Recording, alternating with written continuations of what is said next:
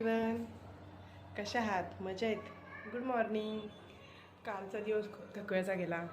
7, 8, 9 I think 10 kilometre चालली असेल. परत रात्री पालखीचं दर्शन करायला वाकरीला गेलो होतो.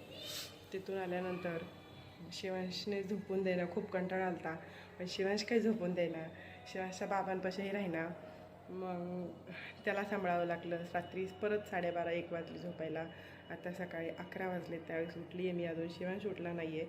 आंघोळ वगैरे झाली आहे. आता स्वयंपाकाची तयारी करून घेते. आज अजून पालखी म्हणजे जे 2 पालख्या वाखरीत थांबलेल्या असतात त्या गावात जातात मंदिराकडे. त्यावेळेस दर्शन घ्यायचं आहे. तिथे जाणार आहोत आम्ही आणखीन दर्शन घ्यायला. बघूया, झालं मॅनेज तर व्हिडिओ शूट करत नाही, तर शिवांशला घेऊन मला नाही वाटत तेवढ्या गर्दीत मी व्हिडिओ शूट करू शकेल. चला बघूया, स्टे ट्यून. माझ्या फ्रेंडच्या घराजवळून पालखी जाते, त्यामुळे मी तिथे गेले होते.